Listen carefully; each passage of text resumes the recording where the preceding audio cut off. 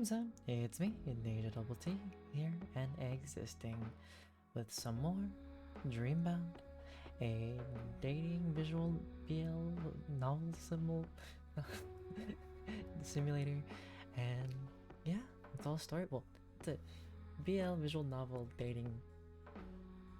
Well, it's just a BL. Actually, no, it's just a BL visual novel, not a dating sim. That's a little bit different. Kind of close, but more different. But we're continuing with our episode, and we're diving right in to February. Well, our last session, basically. As other students rushed past him, eager to leave, Noah fought against the current to reach the room that, after hours, belonged to the art club. He stood at the door, suddenly feeling fidgety. Oh, Noah, you came after all. Yeah. Oh, please, come in, come in. Miss Rose opened the door, and Noah stepped through the threshold. Welcome. Wow, Miss Rose actually managed to find someone new. No way. I thought she was making up. Welcome, what's your name? A group of seniors crowded around Noah, instantly welcoming him. Oh, I'm Noah. It's nice to meet you, Noah. Yeah, great to have some fresh blood. Noah, why don't you take a seat for a bit? I only have 50 minutes, but okay. Noah sat down in an empty seat beside a boy with pale orange hair. The mysterious boy instantly turned to Noah, a kind smile on his face. You, because apparently something bad about it. Noah? Huh? You're second year, right? My name's Luca. I'm in my first year. Can I see your art? He put out his hand, waiting for Noah's sketchbook to be passed over. People are so forward here. Sure, can I, see yours? Okie dokie, here you go. Wow, Noah, you're like a real genius. Noah flicked through Luca's sketchbook. Inside was a mix of still life drawings and portraits of varying skill levels, none of which were particularly impressive. Still, Noah couldn't help but compliment him back. Nah, I'm not that good. You're good too. But you're much better. I can tell we're going to be such good friends. Hey, are you the one who got kicked out of this class? People are saying that? Yeah, everyone's talking about you. I didn't get kicked out. I just moved.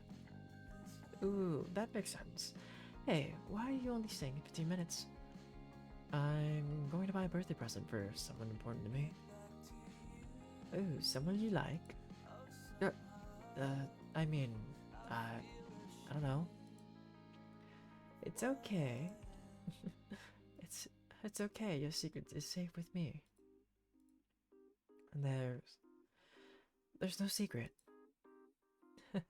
Sure. Hey, we should do a collab. It would really help me improve, you know? Wow, I'm so lucky to meet such an amazing senior. I'm really not anything special, but I don't mind helping you. The other students went about their business, drawing, painting, and sculpting, but every single one came over Noah at some point to talk about his art. For some reason, it made Noah particularly shy. He wasn't used to anyone paying him any attention, let alone paying attention to his art, which he usually kept to himself.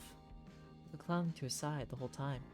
He seemed to be rather popular with everyone in the club. He had the kind of personality where you couldn't help but like him. Oh, it's already been half an hour. You know, did you have to leave? Oh, shit. Sorry, Miss Rose, I have to run. Thank you for stopping by, Noah. We're looking forward to having you back next time. Noah dropped Luca's sketchbook onto the table and dashed out the door, completely forgetting his own that was still in Luca's hand.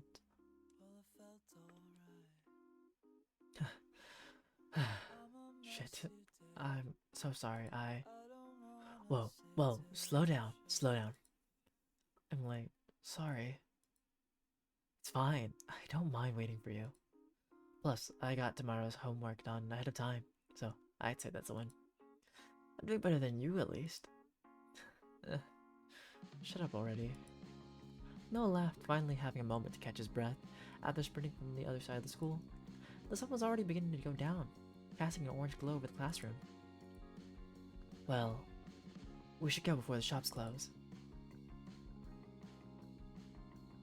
Yeah, let's get out of here. The orange glow of the sunset had already changed to the dark of night when the pair reached town. Side by side, the two boys walked, chatting about anything that came to mind, as they always had. How was the art club? Are you going to be a Papa's art kid now? Better than being whatever you're meant to be. Nah, it was fine. Everyone seemed nice though. Cool, by the way, any ideas for what to get August? I thought you would have come up with an idea. Come on, I thought you'd know. Well, I might buy him a new game or something. He seemed to like the ones I brought over to his place last night. You better come up with an idea yourself. I think he'd like it more that way. Kane's expression flickered for a moment before a smile came back to his face. Get him something Soppy he'll remember. Kane quickly ducked into the local game store and came out just as quickly with a bag. Noah wandered from storefront to storefront, trying to work out what he should buy. What would he like? What kind of thing would be special? Oh. An idea? Yeah, wait here. I see something. Noah rushed into the store. Sitting by the window, all by itself, was a small plant in a pink pot. It's perfect. It's small, and cute, just like him. As he walked back out of the shop with a bag, Kane peered in. A plant? Are you buying a present for August or your mom? Shut up. It's cute. I'm kidding. I love it, I'm sure. Even my present's cooler. Yoo-hoo, Noah! Hey, Noah! Luca, as if his legs were filled with springs, bounced over to Noah. Kane crossed his arms, a serious expression on his face. What does he want? It's fine. We're both in Miss Rose's art club. I'm so lucky to see you again, so soon. Ooh, is this the mysterious present for someone special? It's our friend's birthday tomorrow, so we came to pick out some presents. Aw, she's so lucky. I wish I had such adoring friends. Hey. Oh, he. My bad, I was expecting a girl. I'm sure he'll love these. I can't wait to see what you get me, Noah. Right. Anyway, I better get home before my mom starts worrying. I heard my cousin was gonna visit today too. Bye, Luca. But bye, Noah. See ya. Luca bent down and picked up a small folded piece of paper with a smile before he disappeared into the street. That kid's like a hurricane. Tell me about it. Let's go home. I think I'll give August this after school. I don't want to carry it around all day. Good idea. Can I ask you a question? I wish you'd just ask instead of asking if you can ask. What do you think you'll be doing in 5 years from now? That's kinda out of nowhere. I've just been thinking about it lately. High school will be over soon enough. So what's your plan, Mr. Big Famous Artist? Shut up. I don't know. I'd be happy enough in a small apartment in a city nowhere near here where I can just create, I guess, without someone being on my back. Studio apartment in the big city, exhibitions all over the world. Yeah, I can see it. You'd be so much better without all that sarcasm. I'm serious. Yeah, sure you are. Fine. Then what's your plan? No clue. You can't make me embarrass myself then, not saying anything yourself. I guess I'll have the apartment next to you and be your stay-at-home best friend, cook and clean for you while you bring home the money with your art. Asshole. Kane smiled widely. I guess I'll take that as a no. Good. Oh. Night, Noah. Night. See you tomorrow. Noah, where have you been? calm down. I was just doing extra class with my teacher. Oh. Least you could have done was let me know. It's dark out. I was worried. Sorry. I'll text next time. What's that you've got? Nothing. I'm tired, so I'm going to bed. Noah? Quickly hid the plant in his closet, where even his snooping mother wouldn't find it. God. Exhausted. Noah dug his hand into his backpack, searching for a sketchbook. Fuck. I left it with Luca. Why didn't he tell me when we bumped into each other? Guess he forgot too. I'll have to stop by tomorrow and grab it.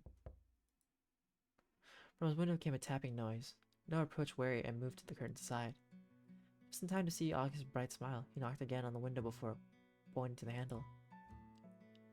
Noah opened the sliding door and August stepped into the room quietly. What? What are you? Shh. Noah lowered his voice to a whisper. What are you?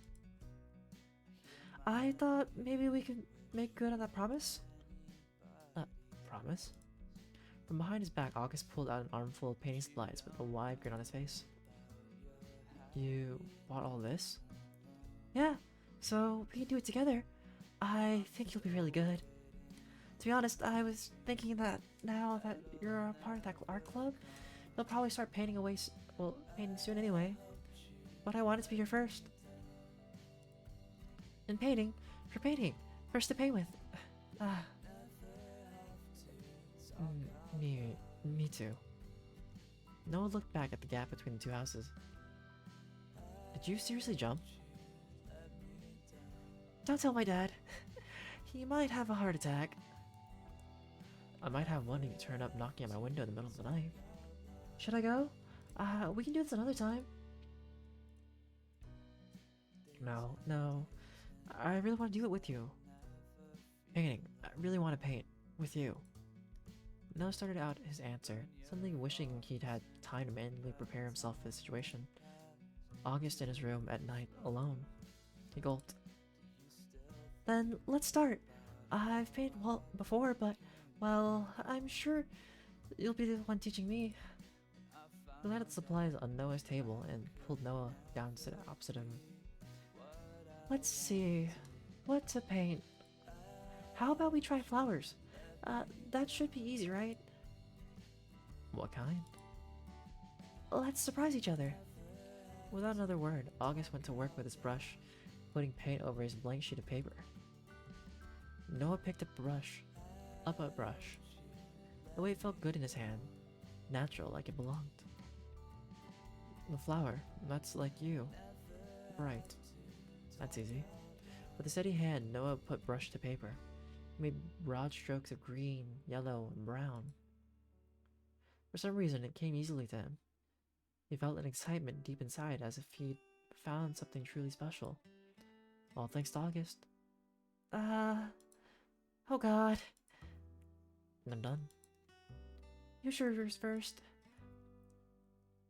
Noah turned the paper around. On it were a bunch of beautiful sunflowers swaying slightly in the wind. Wow, Noah, that's amazing. They look like you. What? Like me? This is how you see me? Yeah? Well, I wish I could say mine looked like you, but, I can't show you mine after that. Please? I want to see it. I can't. You're too good. Fine, but I warned you, okay? With a look of embarrassment, August slid the paper over to Noah. On it were blobs of black and red that, if you squinted, still didn't look like flowers. Don't laugh. I told you that you'd be much better than me. No, this is perfect. I love it. I really, really love it. Well, what did you think of painting? It's what I've always wanted. Then why don't we do it together next time? August stood and stretched before collapsing to sit on the edge of Noah's bed. Noah did the same, falling down to sit beside him. I'd love that. I'll try to be better next time. I'm playing enough as it is. I don't know about that. August pulled his glass from his face, wiping away at a bit of paint that somehow had gotten stuck to the lenses. You're so...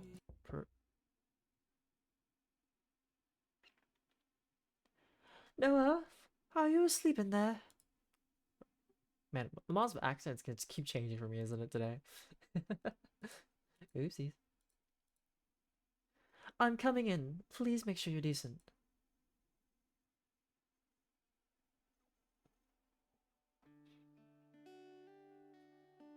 Sorry, miss, is that what you really were doing? You're just staring at me? But, why are you just staring? As the door handle rattled, Noah did the only thing he could think of. He pulled August down with him, burying the two in the sheets. Under the covers, their breaths mingled together and became one. The door opens just slightly, enough for Noah's mother to stick her head in and see Noah's indeed asleep.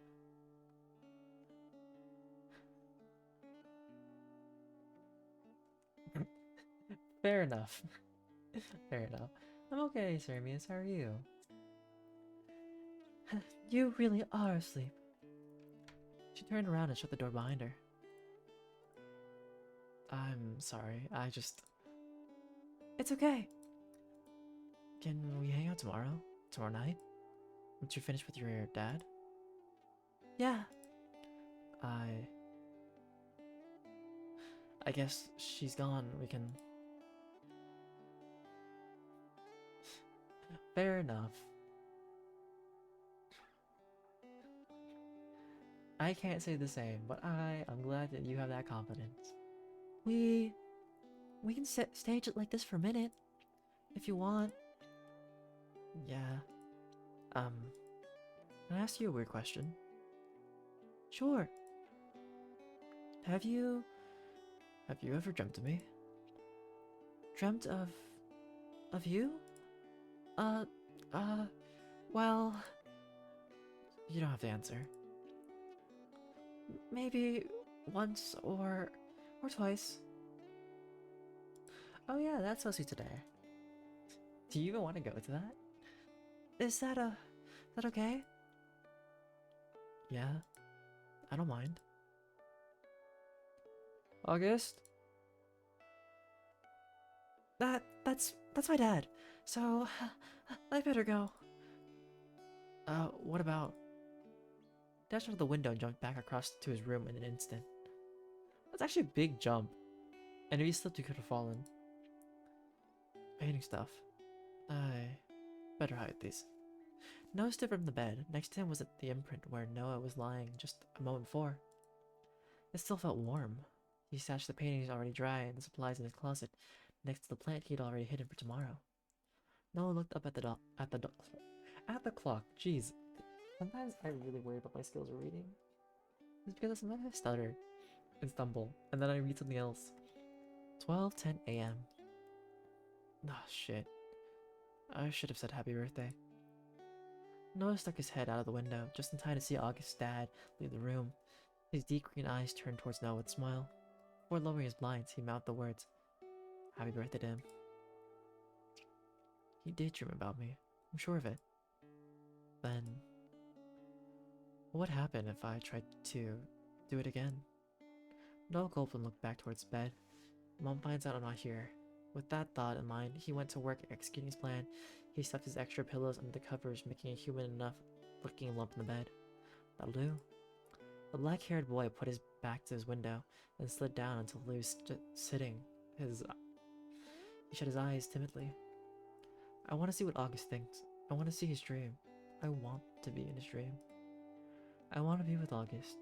I want to see what August thinks of me. Let me go into his dream.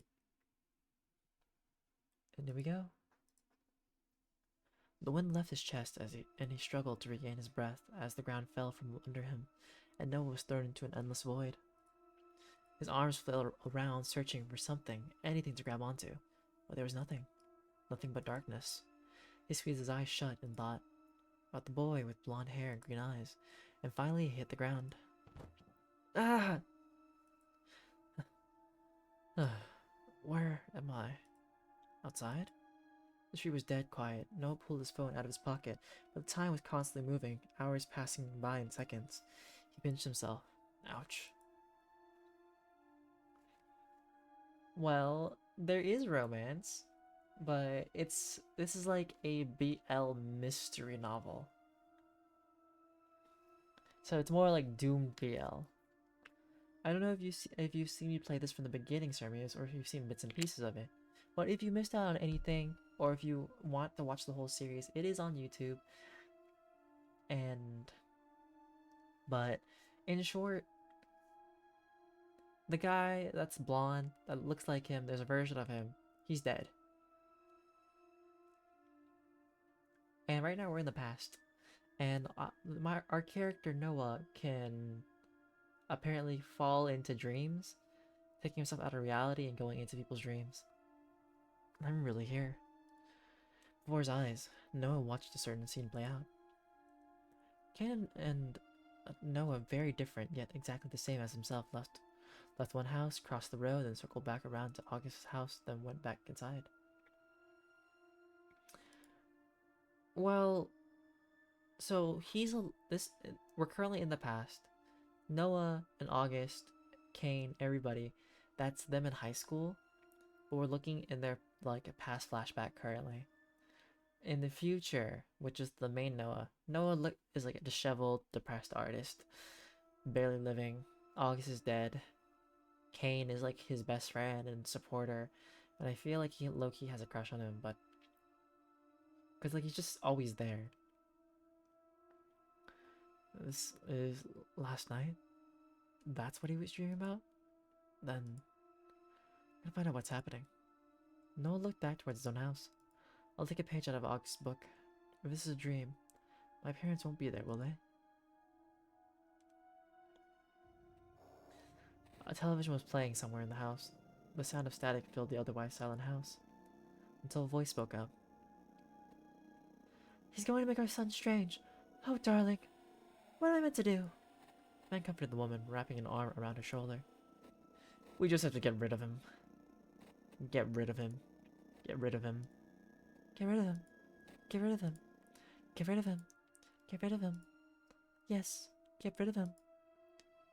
Noah crept closer to the television, close to the voice of his parents. At once, both of their heads snapped around 180 degrees to face him, before they fell from their necks. The static went quiet. Noah approached the bodies, but instead of the flesh he was expecting, they were both made of metal. Is this what August thinks of my parents? No time for this. I need to see August. Leaving the broken pieces of his parents behind, Noah raced up the steps to his room. A wee bit, but it's an interesting story so far. And the fact that it isn't just a visual novel, but there are like escape room / puzzle elements to it that's appeared twice so far. His bedroom was just as he left it, minus one detail. On his table was a painting. On it was a portrait. He picked it up and stared at it. A painting of himself, around him flowers of black and red. But flowers of black and red is like death.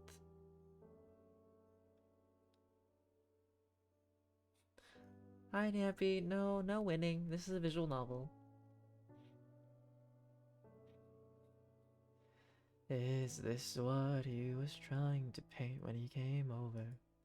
So this is how you see me. Noah looked towards his sliding door that led to his balcony. He's just on the other side. He opened the sliding door, just enough to squeeze through. On the other side, curtains were open, just enough to peer in.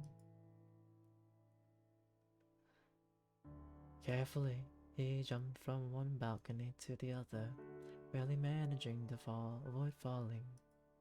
Inside the bedroom, a scene started to play out. Noah grabbed onto August, staring at him earnestly. This is... Can I ask you a question? Of course. You can ask me anything. Do you... what I mean is... What I'm trying to ask is, if you perhaps like guys. I mean, if you did, I'd, I'd be cool with that. And, it has nothing to do with my parents. I was just wondering.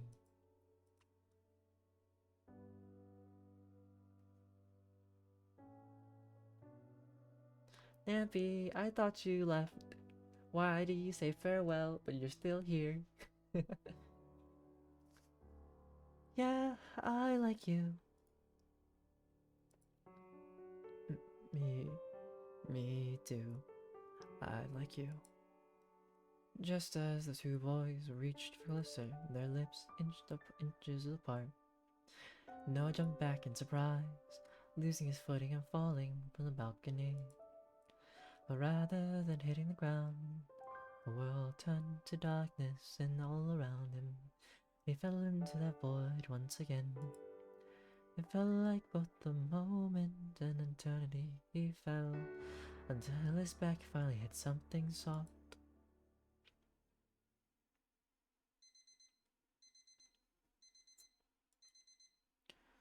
Morning already. The door to his bedroom opened, and his mother frowned at him.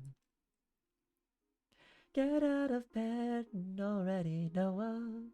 Your alarm's been ringing for the past 20 minutes. Shit, I'm late. Noah, watch your language. God, at least your brother's in such a party mouth. So the reason why I'm sort of singing is because Nappy Redeem sing mode. I have to sing for 5 minutes and then it's all done. So I'm trying to do the voice acting, but also reading dialogue while keeping it in character, but keeping it sing-songy, and it's really tough to do.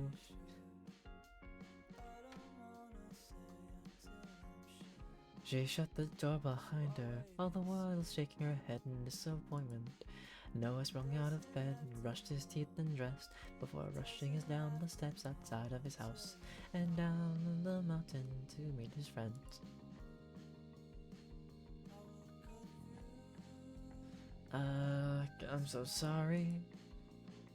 Look, who's finally decided to grace us with his presence. Did you sleep well? Not at all, actually. Yeah, sure. Happy birthday, August. Thanks, Noah. It's unlike you sleeping. You wouldn't believe what I was really doing last night. Yeah, my bad. We better hurry or we'll be late.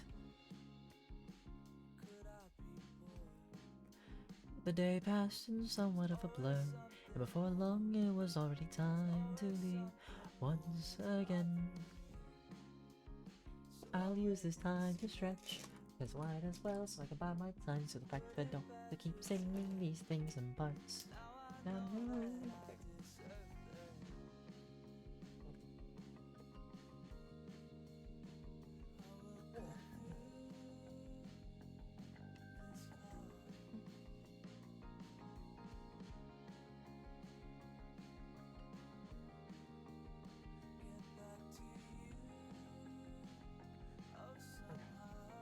I think it's good enough. Alrighty.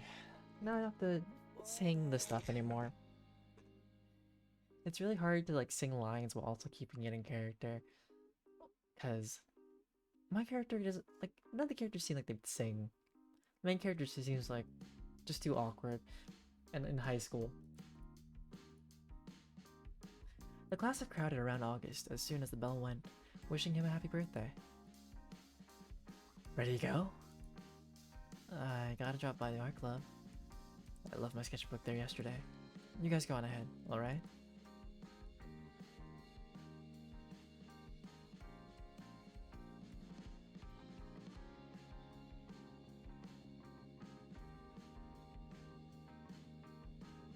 I don't know that actually. I don't know what you're talking about. I know the elephant was saying it's Tori Kelly, but I don't know that happy birthday thing. Cool. See you later then. I know Sing. I just don't know the song you're talking about. Luca, this is fantastic. You ought to be proud. Oh, Miss Rose, you flatter me too much. What's going on? Take a look at this, Noah. Lucas says you inspired him so much he went home and drew this yesterday. What an amazing improvement! I knew having you here would drive everyone to improve, Noah. Oh, I think I know what you're talking about. It's been a while. I haven't actually seen the full Sing movie, or Sing 2, but I've seen like clips and things. I really like the Halsey's character song. Don't wanna live as an untold story. Rather go out in a blaze of glory. I can hear you. But yeah, that part. That's. Lucas smiled a smile that didn't quite reach his eyes before wrapping an arm around Noah's shoulders. Oh, Luca. No wonder why, like, in your flashback, why you were like such a maniacal puppeteer. So Luca took my notebook with my art skills. Well, took Noah's art skills, and he like showed it to the teacher and said, "These are my skills." I really look up to you, Noah. Keep going, and you're sure to improve even more, Luca. Miss Rose left the room for something or another, leaving Luca and Noah alone. Noah ripped himself away from Luca and glared at him. What the hell is this about? Did August enjoy his present? I I have no clue what you're talking about. Oh, I was led to believe that the person you were buying a present for was the same person this poem was about.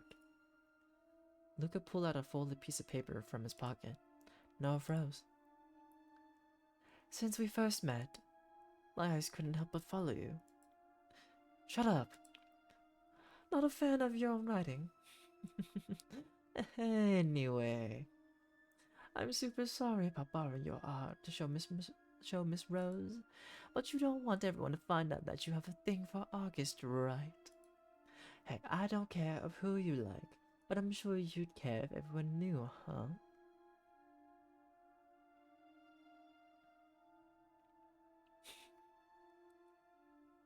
Sermius, if you're ever here when I'm playing a game with my friend Jasmine, you should ask me questions and remind me because Jasmine would know the best when it comes to R&B things. August only moved here 6 months ago, right?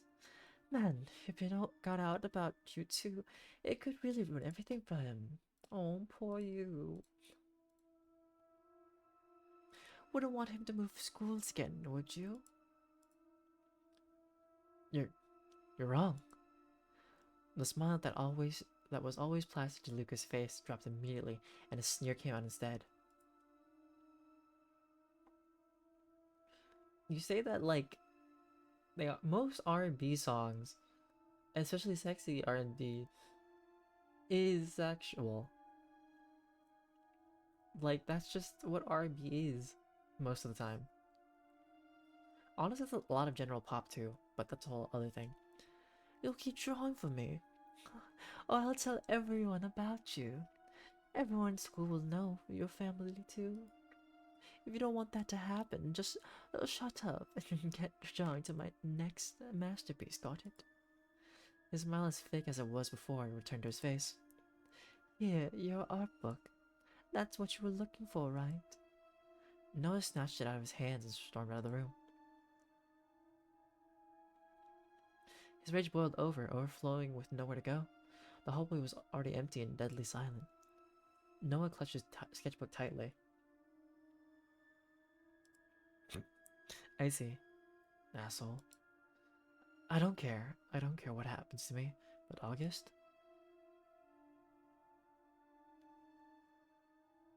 Fuck that guy. Fucking. Fuck. Shit. It's all falling apart. Normally, I do not cuss, but because it's part of the dialogue of the story, you're gonna hear it in character. Noah quickly approached his closet and pulled out the present he'd hidden for August. Next to it, the 2 paintings they'd done the previous night. Noah's mind went back to the portrait he'd seen in August's room. Sorry, in Dream. Fine. This is fine. I'll just draw for him. He threw his sketchbook down onto his desk and opened up to a blank page, holding his pencil over the blank page. Jeez, you open to a blank page. You're holding your pencil over the blank page. I thought there was stuff on the page. Okay, the dialogue for that was a little messy. He doodled out this and that, his heart far away, in a place Luca couldn't reach. Before he knew it, his clock had already ticked over to 11 p.m. I hope he's still awake. Noah opened his balcony door carefully. The blinds in the room across from his were already drawn. Still, he easily hopped across and knocked on the window, hiding the present in a bag behind his back. It only took a moment for a boy with a smile like the sun to open his door. Noah! Happy birthday, August.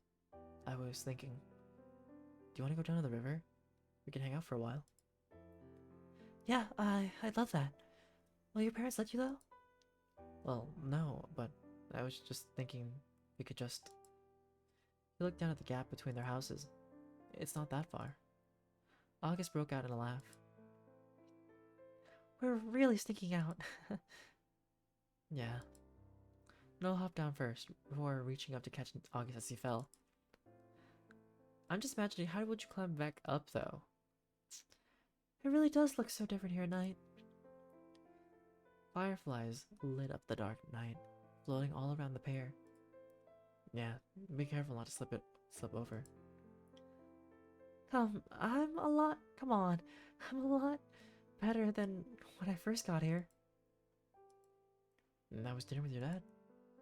It was good. I didn't want any presents, but they still bought me stuff. Sounds nice.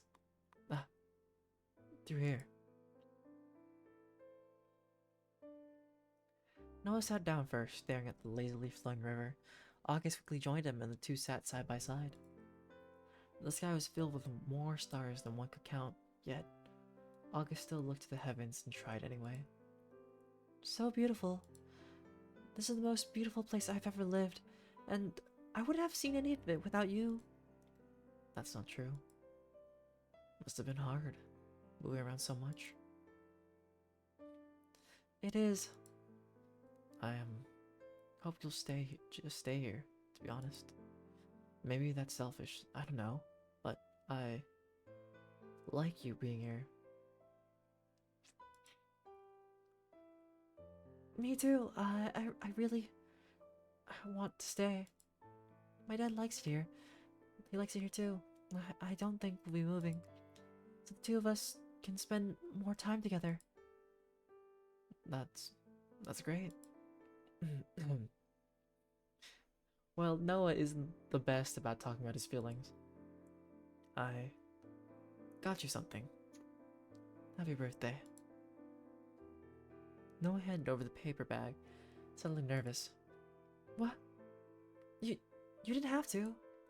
Carefully, August started to open the bag. Well, you might not like it, and if you don't, that's okay. You don't have to have it. I can always take it back and pick something else if it's too dumb. A sniffle escaped August. See, it's okay. I can... You picked this for me? I love it, Noah. I love it so much. Oh. Thank you. Really? This is... Really thought about what to get me, didn't you? You've always been so thoughtful. Noah scratched his head, unsure of how to reply. Noah wiped away the tears that gathered in the corners of his eyes and pulled something out himself. A pink camera. Can I take a picture of you to remember this by? Yeah. Actually, can we just take one together instead? Yes. August held the camera backwards and shuffled closer to Noah, a smile on his face despite his red eyes. There was a click and a photo began to print. Noah's heart skipped a beat as how close together they were. He leaned back onto the grass, staring up at the sky. You should come watch the stars with me. August stared at Noah, his face soft but determined. There's something on your face. Close your eyes. I'll get it. Oh, sure. Noah closed his eyes immediately. I knew it. A split second was all August needed.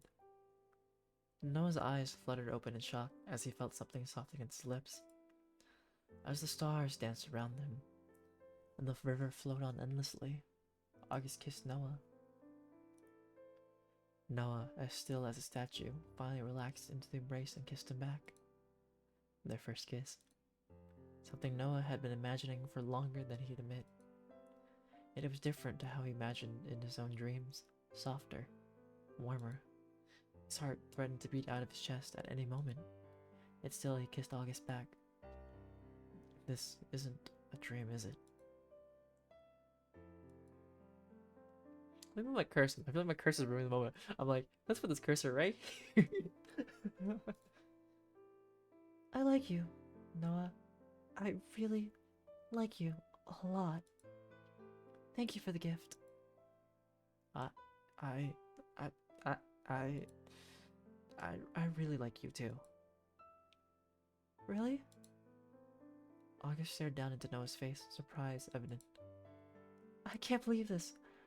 It feels like a dream to look down at you like this. Maybe I am dreaming. I hope not.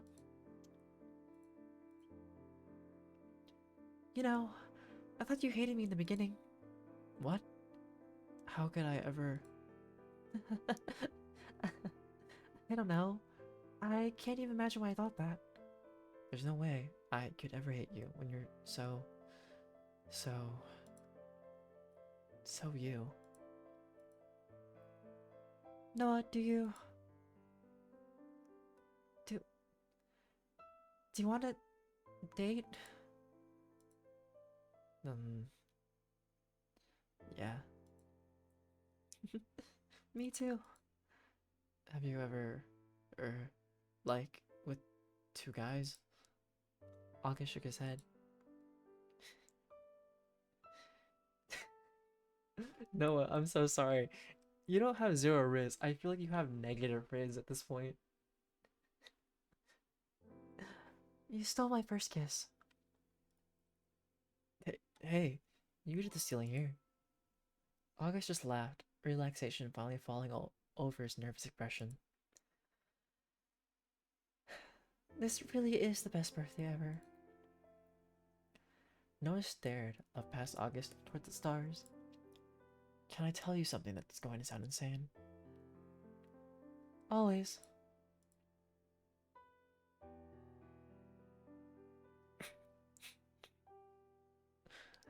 I went into a dream last night. What? What are you talking about? I think I somehow can go into people's dreams. Really? Wait, you believe me? Well, I don't think you have any reason to lie to me.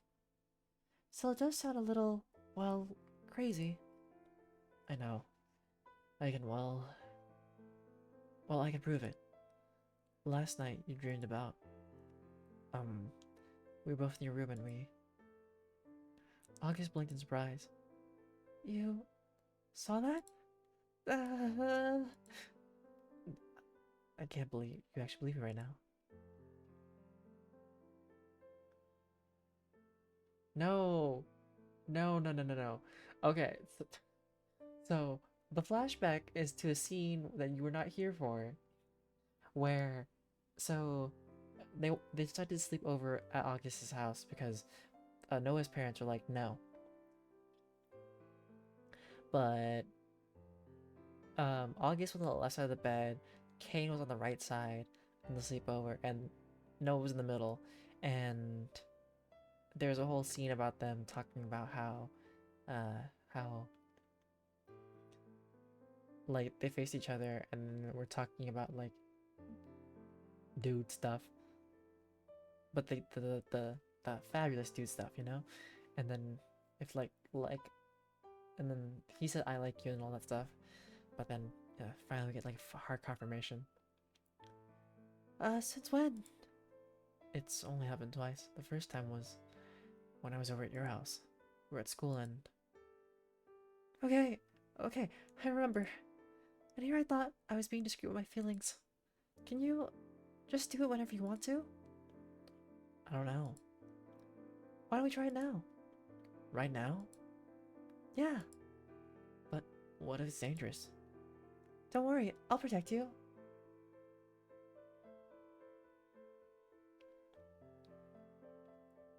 So, I was talking about how Noah has the power to jump into dreams. At some point, he can leave reality and then fall into a void into the dream, into other people's dreams, whether intentional or not. This one is reality. The one before, you can tell when they go into the dream because you see like black and then a swirl. Don't worry, I'll protect you. Like a crow guard against treasure. Oh my, so this is why you picked the name Crow. So we're in the past right now. So this is like learning about their history together in the past.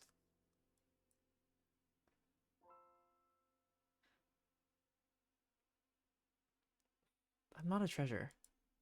I disagree. Come on, we should try it. Then where should we go? How about my dad's dream? We can try. Pretty much, yeah. Timidly, the two linked hands, and Noah closed his eyes and concentrated until he felt a familiar pull, like a string pulling, urging him closer, persuading him, pressing him to abandon the world he called reality and fall into another dream. And fall they did. They fell. Noah, what's going on? It should stop soon. Their hands still linked, the two spun and fell down into the darkness until there was no darkness left around them.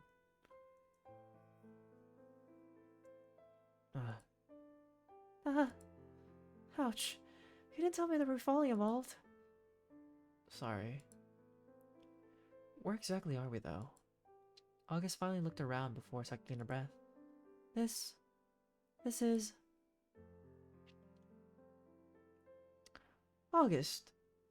And you brought Noah too. Dad? August's father, smiling as he usually did, walked in from an open doorway and into the kitchen.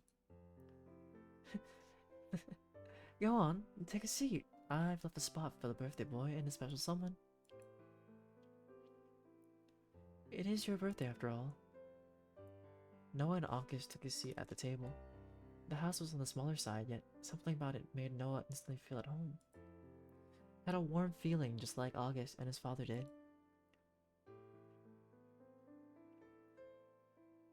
Do you know where we are?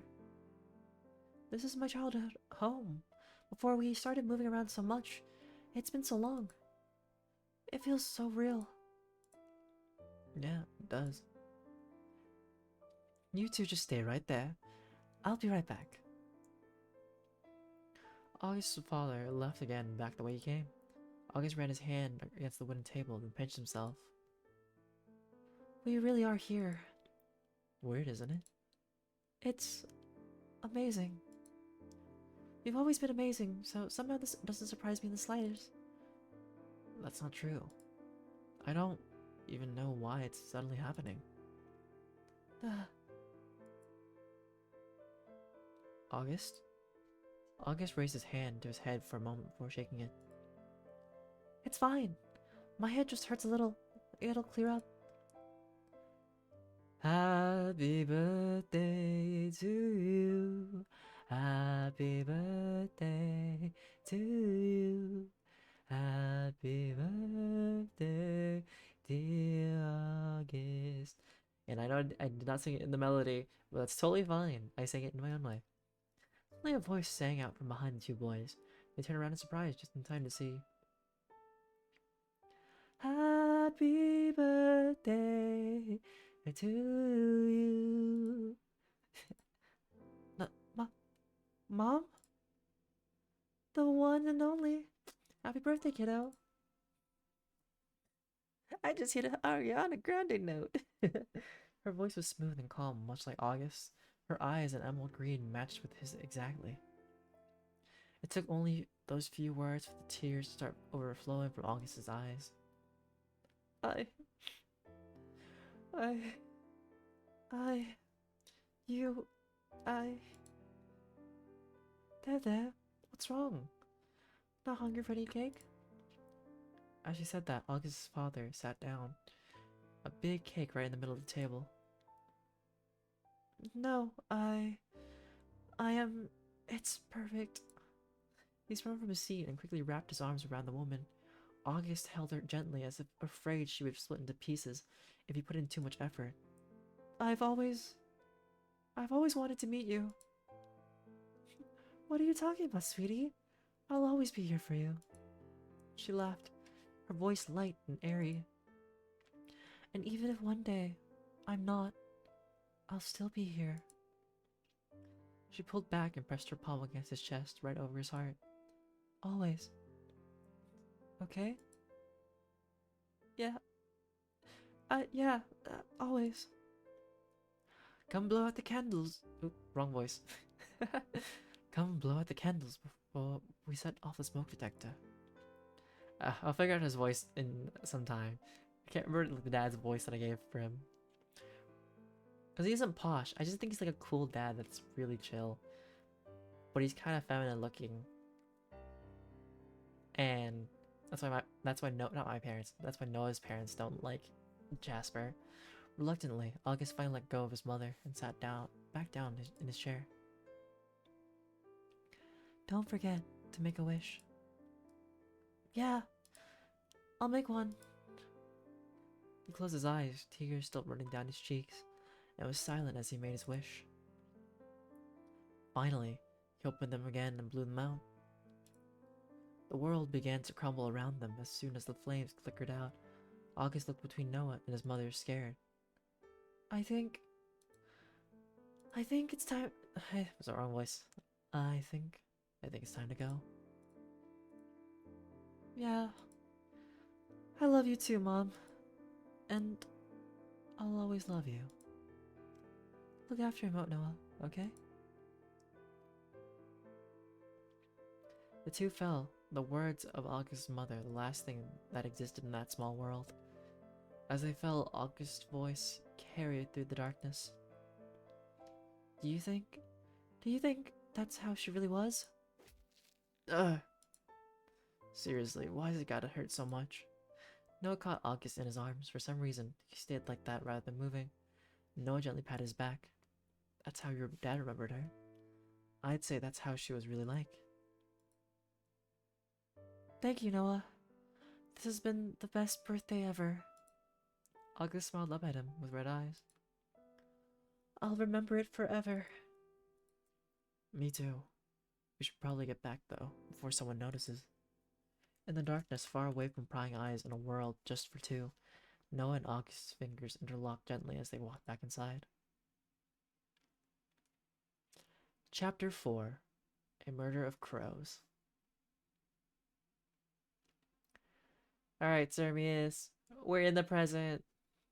Ugh. Noah rolled over in his bed until he hit something solid.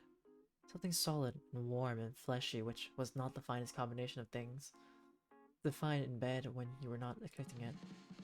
What the? Evan rolled over next to him, stretching out his shoulders and yawning.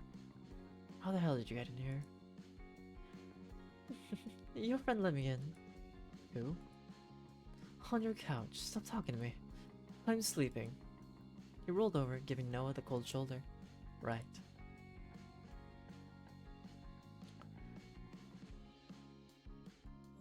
No, Ivan's not another love interest. Ivan is somebody we kind of suspect is the serial killer killing people, but he also has the power to hop into people's dreams as well. Sitting on his couch with a face... Well, I think he might be, but I don't think he is. But there is a serial killer killing people in their dreams. Because apparently if you die in your dreams, you die in reality.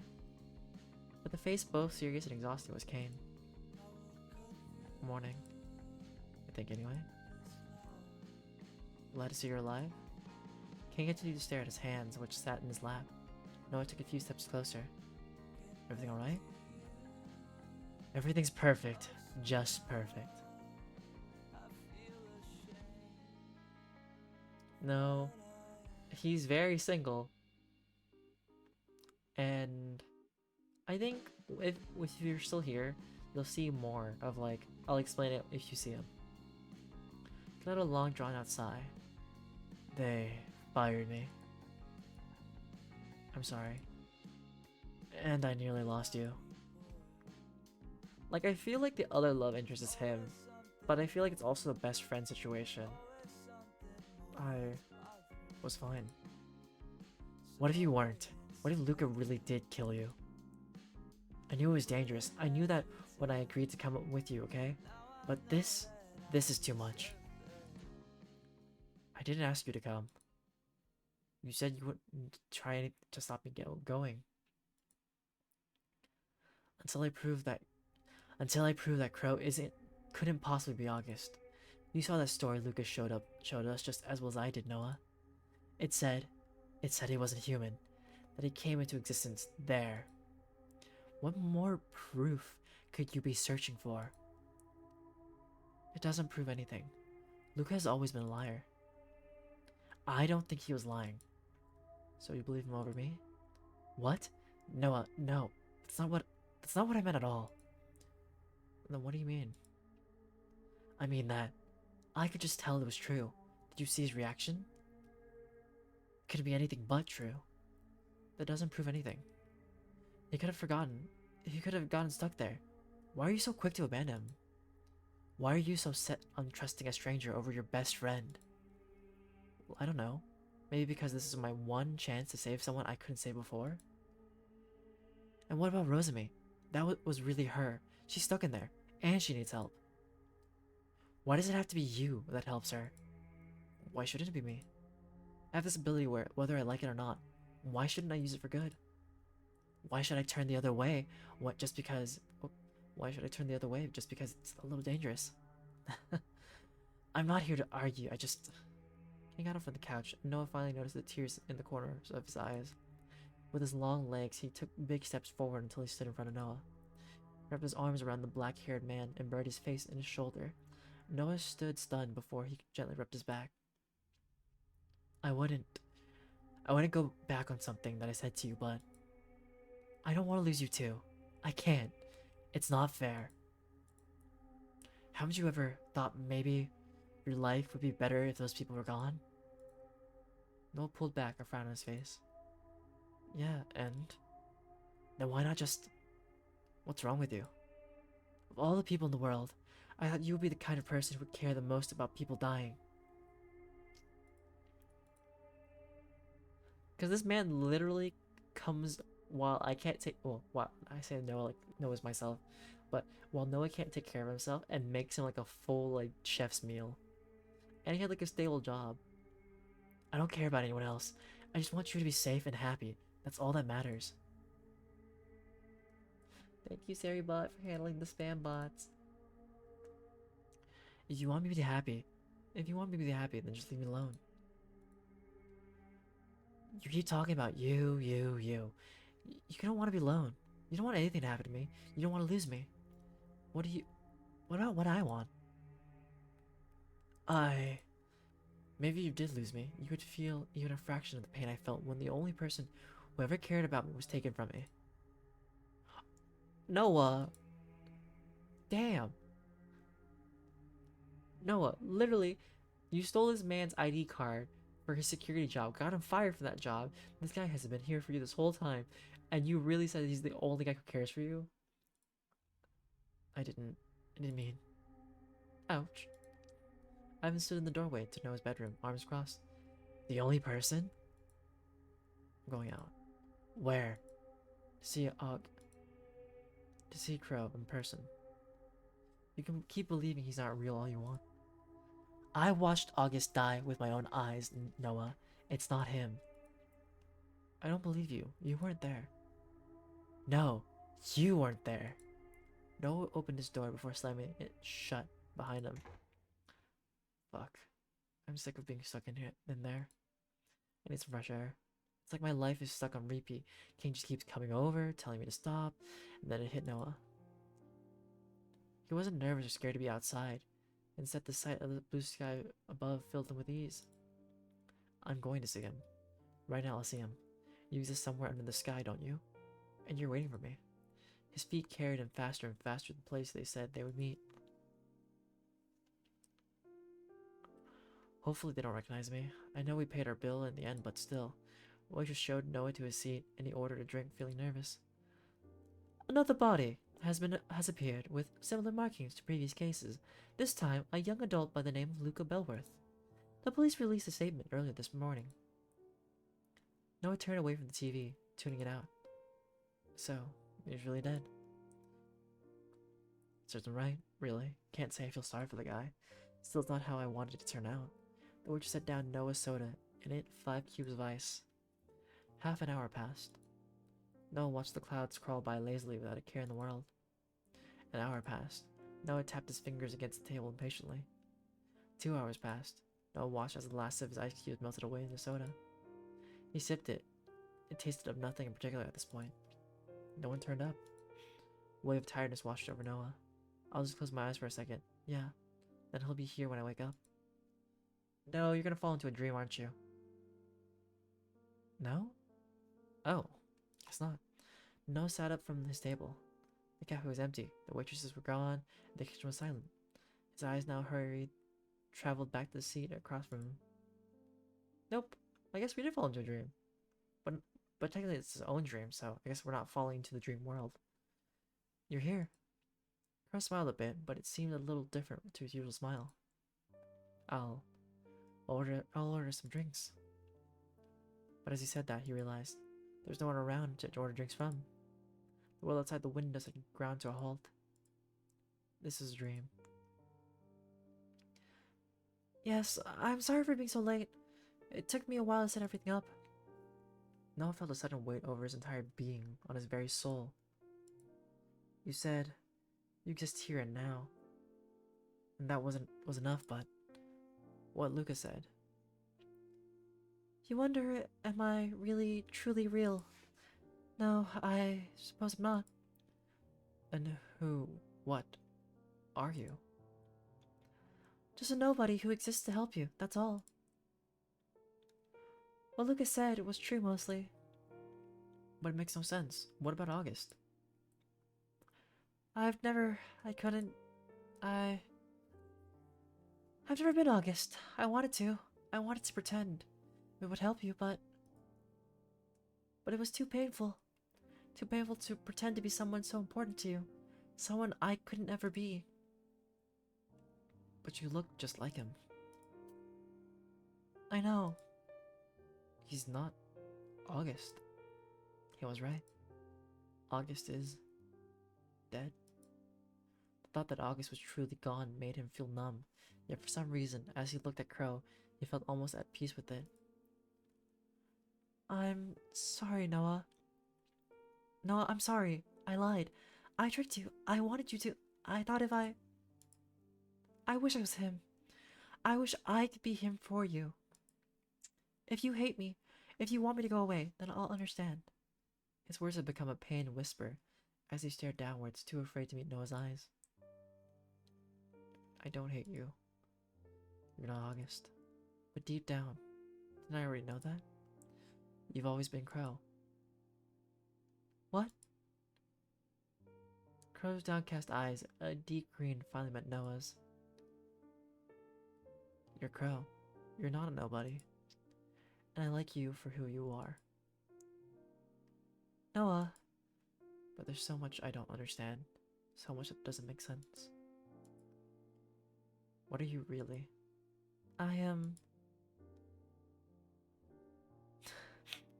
a kind of being who can only exist in dreams. I've been here for 6 or so years waiting. Alone? For all that time. The pain of being alone for so long. The two had shared that.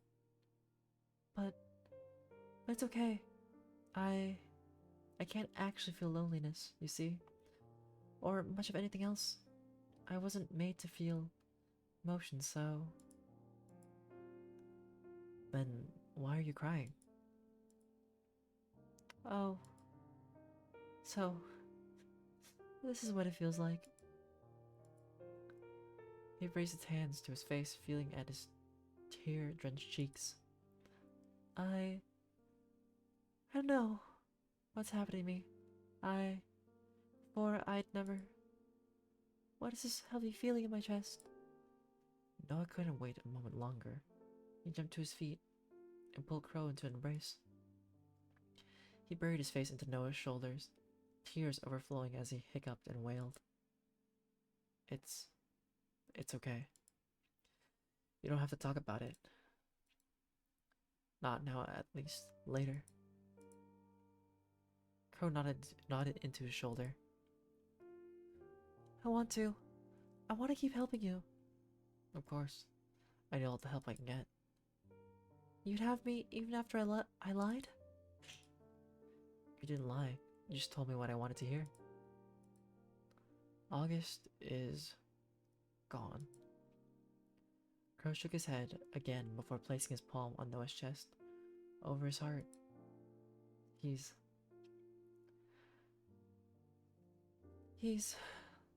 still in there. In here. Always. You know, I was really expecting this to be more like a discovery rather than like I can't withhold this truth from you anymore. Like, I don't know, it felt so easy. I wanted this to be more dramatic. Noah pulled away as Crow finally grew silent. Luca died. He caused pain for you before, didn't he? But I'm still sorry. You tried your best to save him. We all did. Before? Crow shook his head, still looking somewhat sad. It's nothing. I just thought... It seemed like you didn't get along very well. You'd be right.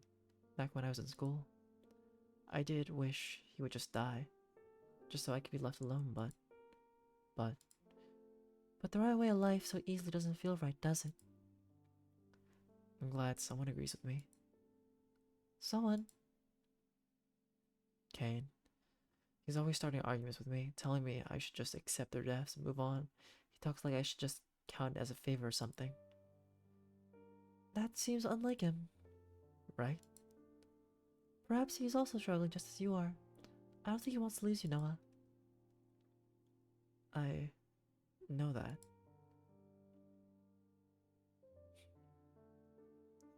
Kane's strange behavior aside, do you have any other ideas? Clues for who might be the target next? Well, I thought after seeing her, maybe Rosamie could be the next target next. Her and I got along in secret, but in public, no one knew we were friends. Though friends is a stretch. Did you manage to help her? Right before Luca's dream broke down, I tried to grab her, but she disappeared. I don't know how it's possible, but she's stuck inside the dream world in the flesh, unaging and unchanging. How she's still alive, I have no clue. I'm glad she is. Rosamie, I don't know of her. When did you meet her? A little after. A little bit before I dropped out of school. Crow nodded in sympathy.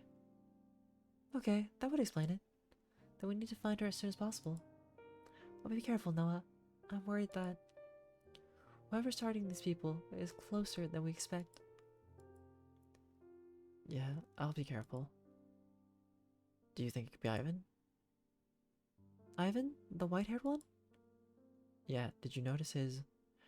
The markings on his body? Yes, I did. I don't know why he has them. Just don't trust anyone too much, okay? What about you? Can I trust you? I'll always be on your side, no matter what. Although I admit that it's a little ironic telling you not to trust anyone too much than saying something like that. Yet Noah felt that it was true. Deep within himself, he knew Crow's words were truthful. Can I ask you something? Of course. You said you spent 6 years alone? When I'm not here, what do you do? I wait for you. Noah frowned for some reason. Those 4 words seemed awfully lonely. Why? Well, what else should I do? That's what I'm here for, to help you. There's nothing else to do. I suppose occasionally I'll visit people's dreams, just to get a glimpse of the real world. I never thought of that. He's never seen the real world. That's so sad. Do you want to see it? That's not possible. Why not? I don't have a body. I'm more like an imaginary friend, I suppose. Whereas you are flesh and blood, and truly alive. What if it was possible? What would you want to see? Outside, the sun was beginning to set over the horizon, blue turning to orange. It would look pretty in the sunset, too. Well, it's nothing. It's too childish. Will you tell me anyway? I would simply wake up early and watch the sun rise, to feel the warmth on my skin at that magical time of day. At some point, Crow put his hand to the window as he watched the sunset. That's it? I told you, it was silly. It's not silly. It's not silly at all. That's a beautiful wish. Thank you, Noah. When I was younger, and my family, we were all a lot closer. We went on a trip together far from the city. We watched the sunset, all 4 of us, and the sky filled with stars. So many I couldn't believe it. I think you'd like that too. The 2 had been inching closer and closer, so close they were nearly touching. Crow's cheeks were tinged with pink, and Noah's were much the same. It sounds so wonderful. I wish I could see it with you. Then why don't we make a promise together? But I can't. Neither of the 2 men were sure which had leaned forward first, but it took only a moment for their faces to be inches apart. Noah's breath hitched in his throat. He'd feel Crow's shaky breath, feeling his warmth, almost hear his heart beat out of his chest. If that wasn't real, then what was? Noah closed his eyes, but the feeling he was expecting never came. Crow jumped back, looking bewildered. It's about time you went back. If you skip out of pay again, you'll probably get in trouble. Crow's eyes were on anything but Noah. Oh shit, you're right.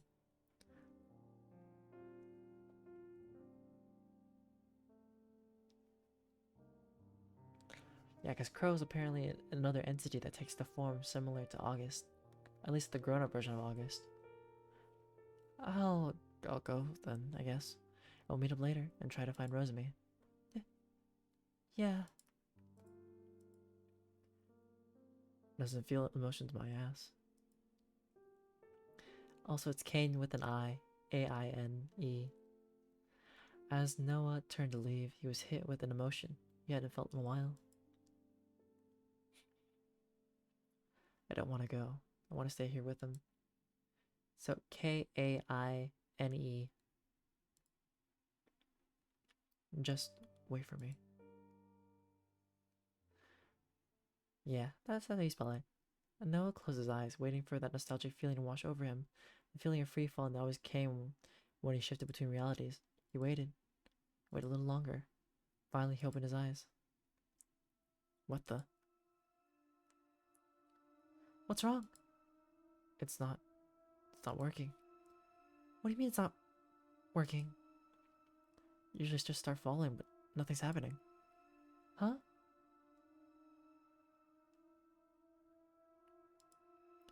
Crow, with still reddened cheeks, took a few steps closer to Noah once again, put his hand against his forehead. I can send you off. See you later, Noah. Noah closed his eyes again. Once again, nothing happened. What the? Really isn't working, is it? How can it not be working? This dream shouldn't belong to anyone. It's a dream I created painstakingly for your memories. But it's like someone has claimed it, and they are anchoring us here. So we're stuck here until we find that person. Or the dream collapses. But it seems stable for now. Relief washed over Noah. Relief that took him a moment to recognize the reason behind. I wasn't ready to leave him yet. What's that? With a frown, Crow turned to follow Noah's gaze. Just outside the window, it seemed to be raining shining, glossy bubbles. Does it usually do that? No. Come on, let's go check it out. Still a little flushed, the pair left the cafe behind, the stillness inside being replaced by the rhythmic pattering of bubble-like raindrops on the pavement. Noah slowly reached out towards one of the shimmering rainbow bubbles. It burst with a gentle pop, leaving behind a scent that reminded him of summer, of freshly cut grass in particular. That's weird. It's very beautiful, though. Crow reached out as well, but the bubble didn't burst against his skin. Instead, it gently rested on the end of his fingertips. With a smile, he held it out to Noah, so close that he went cross-eyed before putting it on the end of his nose. A moment later, and it popped, which Crow couldn't help but laugh at. I apologize, but it was an opportunity I couldn't miss. Noah extended his hand once again, this time carefully catching a bubble rather than popping it, and repeated Crow's actions, placing it carefully on the tip of Crow's nose. The way it shifts the world around me, amazing. Have you never played with bubbles before? No, I haven't. To be honest, it never even crossed my mind before I met you. Two walked side by side. Through the street, the emptiness both calming and somewhat alarming. Bubbles kept falling and popping around them for some time longer before even they stopped. Is this what it's like in your world? Do you walk down the street just like this? Well, there's usually all the honking that comes with living in the city, but yeah, mostly. Have you never been here before? Crow shook his head sadly. I've seen only small glimpses of your world through the dreams of others. I have never walked the streets of where you live. These towering structures that pierce into the sky, the feeling of the ground beneath my feet, walking side by side with you. It almost feels as if I was truly real. You're here now, isn't that enough? Right, I did say that, didn't I? I'm sorry, it's these... Crow held his hand to his chest, his fingers digging into the cloth ever so slightly. These feelings within my chest, they're making me act strange, aren't they? You're not strange. Feelings make us all act differently sometimes. Perhaps, but it feels as though every action I take is 10 times harder. Every word spoken to me is heard 10 times over. The weight in my chest is excruciating, if I was to be honest. You never would have told me any of this before. You were so secretive. You always had a smile. I love your smile, but this feels more like your honest self. I can't imagine going from not having feelings to suddenly having them. It's fine. I will tame them. You can express yourself in front of me. Don't run away. Thank you, Noah. The pair walked onwards in search of something neither of them quite knew. The person, an object, whatever was holding them here, or whoever had closed off the dream. But no matter how far they went, they couldn't find anyone. Like searching for a needle in a haystack. How are we meant to find anyone in such a big city? I've never even seen a dream this large. I created the cafe based on memories. The rest was supposed to be a simple backdrop, but it seems your imagination is quite powerful. This is a replica of your city in its entirety. If it's a full replica, then we could try my house. Your house? Right. Humans have their own homes to return to, don't they? You don't? Well, I suppose the Abyss Between Dreams is my home. That endless, white, bleak place. You know, my place is pretty big for one person. My home can be your home too. If you wanted a place to call home when you weren't alone. Oh, well, I would like that. Didn't take long for Noah and Crow to find the entrance to Noah's apartment. It was exactly like real life, if not for the fact that everything was completely empty. Noah wouldn't have been able to tell the difference. Noah held the door open for Crow as he entered. They rode the elevator up in silence. It seemed like the blonde-haired man hadn't ever been in an elevator before, and he was quietly dazzled by the various buttons.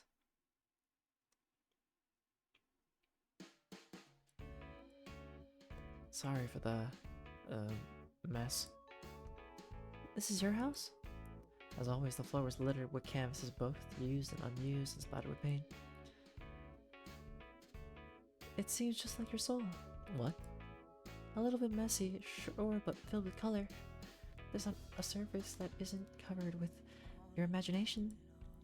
Crow walked into the room further, his eyes traveling from piece to piece in wonder, and his fingers trailing over many of the dried paintings. For all the chaotic disarray that laid around them,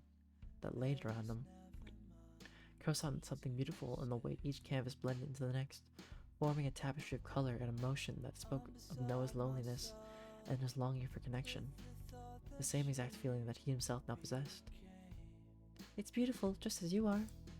Though, we could at least clean things up a little bit.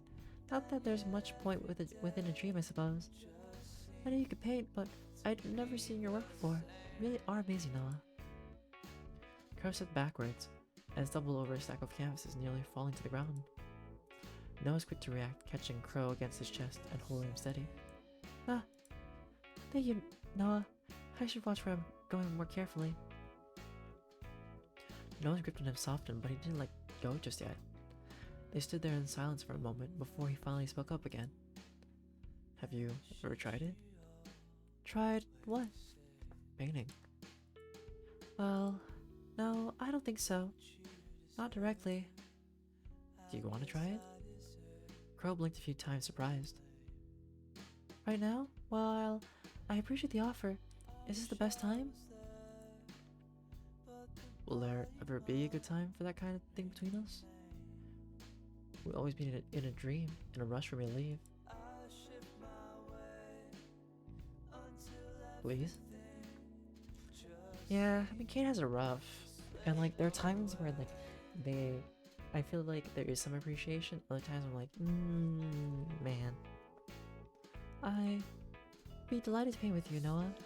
But I imagine I'm not very good. That was all he needed to hear. He let go of Crow finally and went about the room, collecting the supplies. Everything was exactly where he left it in the real world. His blank canvases, his paint, his brushes. Finally, with everything in hand, he sat, Crow down in front of his easel, and stood behind him.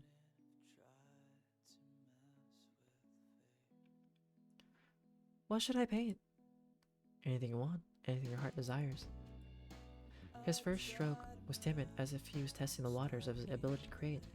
The next came fast, and the third was still faster still. Line after line, paint spread across the canvas, each stroke bolder and more confident than the last. As Noah watched, he felt a warmth in his chest. It was as if he was witnessing the birth of something new, something beautiful. It was like he was painting for the first time, the very first time once again, in his bedroom. Much younger than he is now, with someone important sitting across from him.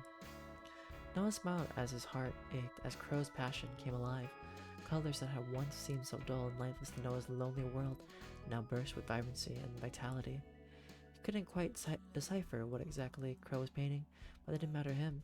He was simply lost in the way Crow's face lit up with each brushstroke, how his eyes widened with surprise at the way the colors mixed and mingled together. It really had been far too long since Noah last painted something else. Art for him was always a solitary act, a way to escape the world he found himself trapped in. Alright, Sermius, well, thank you for stopping by. And have fun on your trip, be safe. I'll see you at some point. And if you ever want to watch the series, you know where to find it. But now, you can see that art was always best when shared with another person. Slowly but surely, his painting came together. It showed the open sky, with lazy clouds drifting overhead, a lush meadow with a single sheep far in the distance grazing. Of course, it looked somewhat like a child had painted it, but that was to be expected someone's first time painting. It's a little embarrassing, especially when I'm surrounded by all of your beautiful paintings. Your work has a lot more soul than mine has had in a long time. It's you. Me? I'll leave you to work out the meeting yourself. Crow raised a finger to his lips that said once again that he wouldn't explain any further. I wish I could take this with me when I leave. Noah muttered to himself so low that Crow could only barely hear his words. I wish that too. Crow muttered back, sadness in his voice evident. He stood and stretched out his shoulders with a yawn, which surprised Noah somewhat. He never heard him yawn or noticed him getting tired. Leaving his painting to dry, Crow made his way over to Noah's couch. Sitting down beside a stack of stray pieces of paper, they were filled with various things Noah had sketched over the years. Tentatively, Noah sat down beside him. Doesn't seem like we'll find a way for you to leave here. What's so bad? Surely a little break wouldn't hurt. You seem tired. Tired? I am tired. How strange. Maybe this is the first time I've ever felt this lethargic feeling throughout my body. Perhaps you're more human than you thought. Only. Time seemed to slow as Crow leant his head onto Noah's shoulder. It was a simple and small movement, but Noah still felt his body tense up. Do you find me difficult to be around? Why would I? Because I look like him, and you loved him very much. Yes, I do. Not anymore. I did before. I'm sorry. No, wait. Please listen. Of course I found it difficult because I wished you were him. I wished you were August so badly. Noah thought back on all his past experiences with Crow, all the time they spent together. He enjoyed them because he was Crow, not because he looked like August, but I think I always knew you weren't him. You two are alike in so many ways, but different in 1,000 other ways. You were never going to be him, and that's a good thing, because you're you, and I like you how you are. Really? Yeah. Anyone else looking in on this situation would say you were crazy. Maybe I am. I'm happy to be crazy if it means I was given the chance to meet you. Sorry, I'm rambling like an idiot now. I just meant, I'm glad we met. I'm even more glad we can spend some time together. Crow? The gentle sounds of someone lulled into a quiet sleep came from the man leaning against Noah's shoulder. His face looked serene while he slept. His long, dark eyelashes sat against his soft skin, and his chest gently rose and fell. Sleeping like that, it was hard to imagine him as anything but human. I regret so much. The years of my life I wasted everything that happened with Cain. Running away. He wasn't speaking to anyone in particular. These words just spun around in his mind, begging to be let free. What I'm doing now doesn't fix anything, but helping these people can be the first step towards moving on, and I'll take it. Hesitantly, Noah placed his hand on the top of Crow's head. His hair was soft to the touch, and he couldn't help but gently run his fingers through it. What about you? You keep telling me that you'll do anything to help me. What do you want? I wish you would be a little selfish too. They stayed like that for some time before Crow stirred. Noah couldn't help but feel disappointed, in all honesty. He would have happily stayed like that for longer. It's a calming feeling to have someone sleep beside you. Crow sat up slowly, at first before practically jumping to the other side of the couch in surprise. I apologize. What did I apologize for? You really must have been tired. A look of visual confusion came over his face. I dreamed. Really? I've never dreamed before. I've never slept before. I guess there's a first time for everything. Why now? Everywhere and nowhere at all. The sound of a ticking clock spread through the air, echoing through the empty room and streets beyond. Crow and Noah jumped to their feet, eyes dashing from shadow to shadow, searching for any sign of danger. Where's that coming from? It seems to be a very part of the dream itself. Come, let's check outside. Crow opened the door, but Noah stepped through first. On the other side, he saw the hallway that led to the elevator that would take him outside. Yet as soon as he set foot outside the door, he found himself somewhere else. What the? Noah turned back around to where the door he just stepped through should have been, but it was gone. Crow was nowhere in sight. Shit, we got split up. Noah, you shouldn't curse in front of your parents. He's a grown man now. We ought to give him a break. Oh, don't get soft him now, dear. Noah turned to face the two familiar voices in what felt like slow motion. His mother and father stood side by side, looking at him with an expression that said they weren't at all surprised to see him. This is just a dream. It's just a dream that originated from my mind, and what Crow said was true. Mom? Dad? You must be tired, dear. Why don't you come lay down for a while? Noah shook his head. I can't. I have somewhere to be. Someone needs me. Someone needs you more than your parents? Yeah. Even after you left us to die? I didn't. You wouldn't even help your father after I passed. But we forgive you. Forgiveness is important, don't you think? We can all be a family again. I forgive you. I don't forgive you. That's nice, but I don't forgive the two of you. Noah. Let me speak. I don't forgive you. I'm thankful for the things you did for me, but I won't ever forgive you. But I'm ready to move on. Move on from us? Move on from us. Move on from the past. You're part of the past now, too. Ready to give up everything that hurt you before. Goodbye, Mom. Goodbye, Dad. There was a pause before they both smiled. Goodbye, Noah. The two people disappeared, leaving only sparkling dust where they once stood. Noah's eyes went back to the place he'd entered from the door. The door had reappeared. Crow. He dashed through the door, rushing back in search of Crow. Noah's heart quickened as he stepped into the classroom, the same one he spent countless hours in as a student. The room was shrouded in darkness, the only light coming from the moon that peeked in through the windows. As Noah's eyes adjusted, he saw Mr. Floyd standing by his old desk, looking out the window. He seemed solemn, in a way. Years had etched lines into his face, and Noah could see the weariness in his eyes.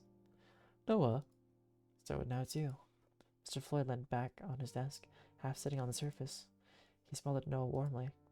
It's good to see you again so soon. There was no regret, or anger, or sadness left in his voice.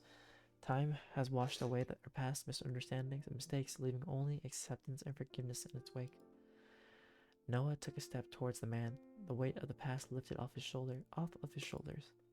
There's not much left to say between us, is there?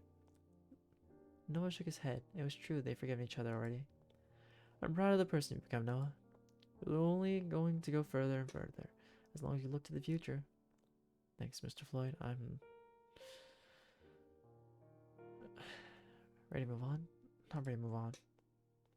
I don't know if I'm ready to move on. That's okay too. We don't always know for sure when it comes to these things. The important part is that you're taking the first step to change. I won't keep you any longer. You have someone waiting for you, don't you? Yeah. Thanks, Mr. Floyd. Are you happy now? Happy? Your friend who got married, did you ever... So, you remembered that? Yes, I'm happy. I moved on, and I found my new happiness. I hope you found yours too. With that, he disappeared, leaving behind a trail of sparkles. Noah turned away, finding the door behind him. Once again, he entered it quickly, knowing full well he could end up anywhere. Noah's heart swelled with emotion as he stepped towards the riverbank, the water glittering in the bright sunlight. He could hear the soft rush of the current, the rustling of the leaves in the gentle breeze. And there, sitting on a large rock in the middle of the river, was his brother, Asher. So, we meet again. Asher. It's been a long time, hasn't it? Since you ran away? Since we last saw each other properly? Yeah, well, we didn't exactly part on the best terms. We'll probably never be on the best of terms. Probably not.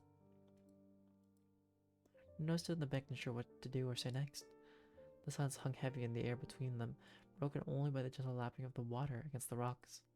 But Asher stood up, his face serious and determined. I don't forgive you, and you don't forgive me. That's right. So, why don't we just start over? I'm ready to let the past be the past. I'm ready for that too. I want to move on. I'm tired. We both lost enough. Message me back, alright? Yeah, maybe. You asshole. Disappeared too, like all the others, becoming one with the river that ran around him.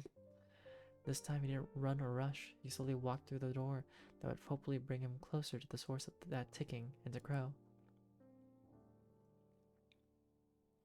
It was exactly as Noah remembered it, minus all the people that made it truly feel like a club.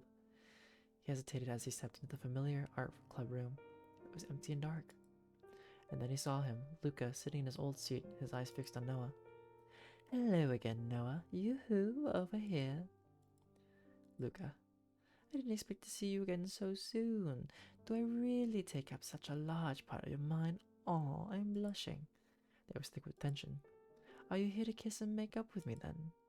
You're dead, Luca. You got what was coming for you. Boo, Noah. Celebrating death is no way to move forward. I'll forgive you. I won't ever forgive you. I have no intention of forgiving you. Moving on isn't forgiving every single person who has done you wrong. It's choosing to let go of the hatred, the anger, the bitterness, and deciding to move forward anyway. Luca's face fell slightly, but he made no sign of responding. I'm not going to pretend like everything is okay between us. You're a liar, and you're an asshole. But you're dead, and I'm not. Boy, you've really changed, haven't you?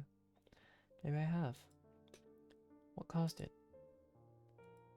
Someone reminded me what it means to be alive, what it means to truly exist, and decided to follow his example. Oh, the August look-alike. His name is Crow. Right, Crow. He slowly disappeared, twinkling sparkles falling to the floor.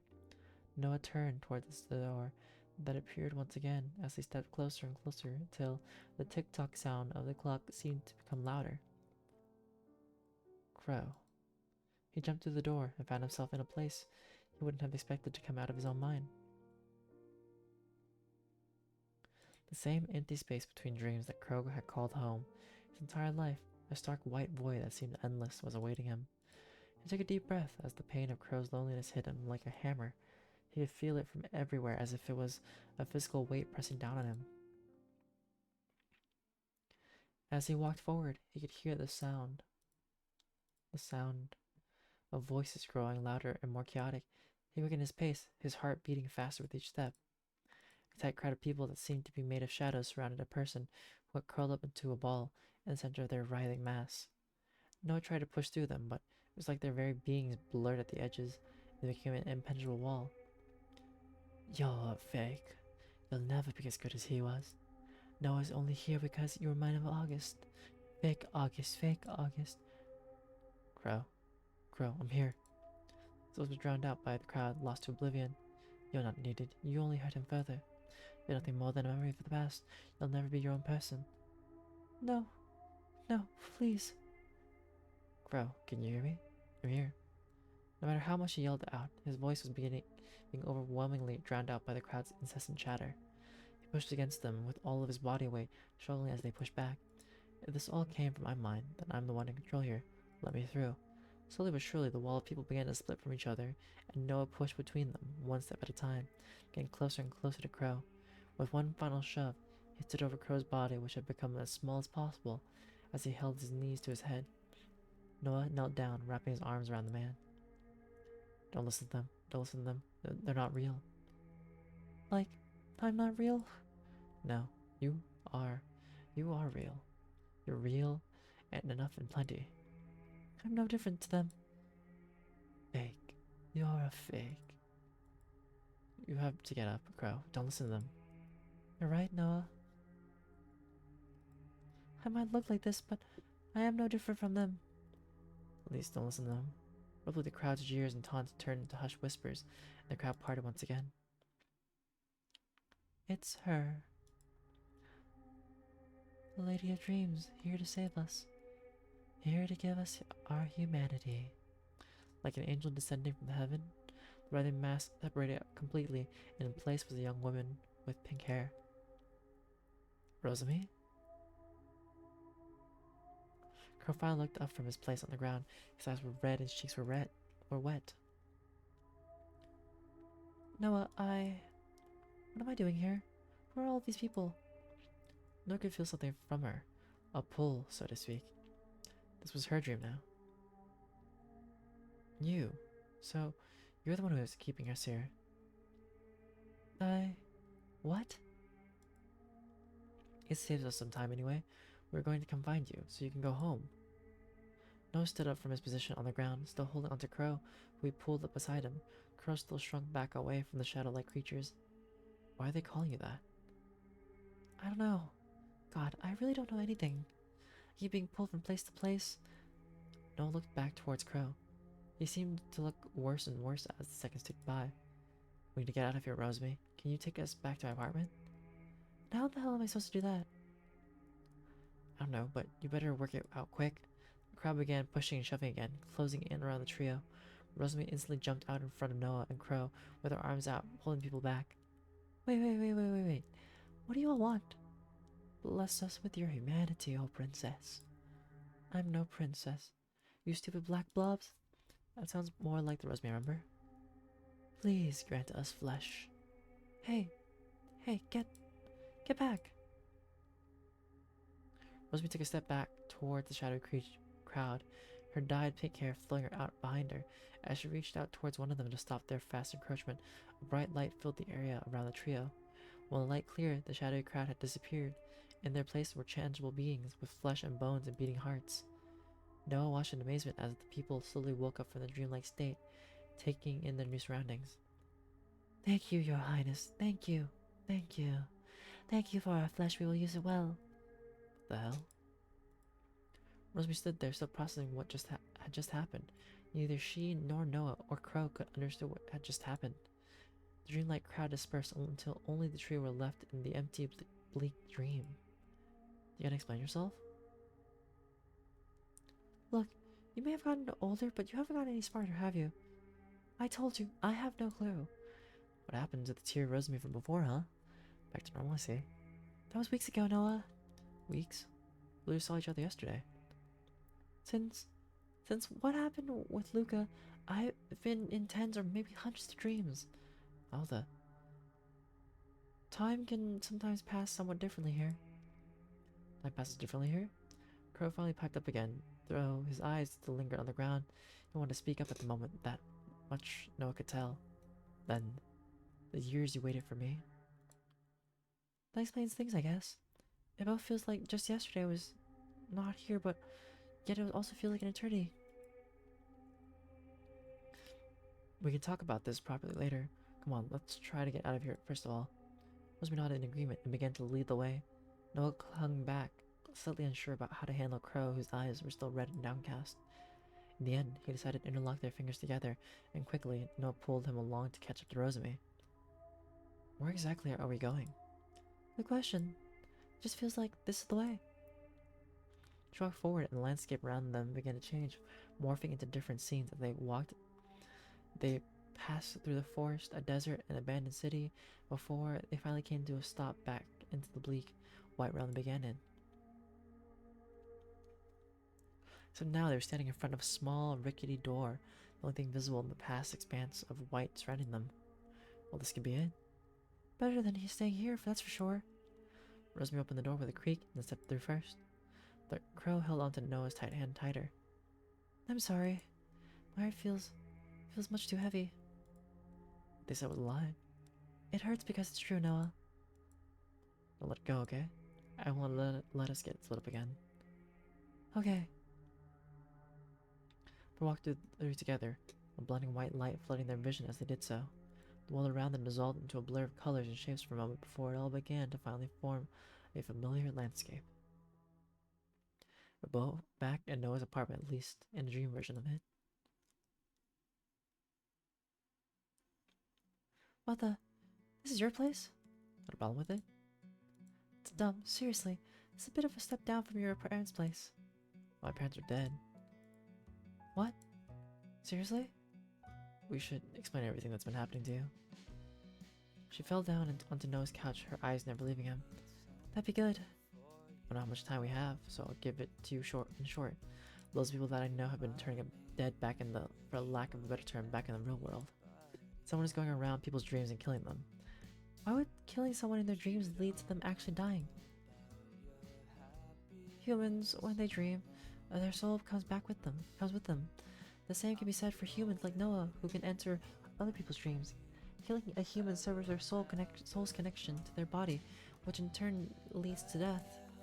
So Crow and I have been trying to help the people that are being targeted, which was going well until Luca. Luca made it impossible to help him. So he's really dead. Yeah, I'm sorry. Then what about me? Why am I here? That's something we have yet to work out. What's the last thing you remember? I was walking by myself at night in the mountains near home. I had a fight with my parents and I stormed out. Sorry, a fight with my parents I stormed out. Then I told you I was running away and I left. I heard someone walking down the path, so I hid. Why? No, I was a 16-year-old girl walking alone at night in the mountains. I don't want to get murdered. Right, my bad. All of a sudden, it was like the world disappeared out from under my feet, and he disappeared too. I fell and fell and fell, and ended up here, I guess. Getting tossed from dream to dream. How did you know that these are dreams? What else could they be? Fair point. So what does all that murder stuff have to do with me anyway? Noah and Crow exchanged a glance, silently communicating with each other. After a few moments, Noah turned back to Rosamie.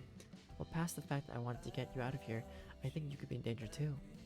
Me? Why? I don't know, but Luca was the last one who got killed, so. Rosamie nodded, seemingly understanding. What do I do then?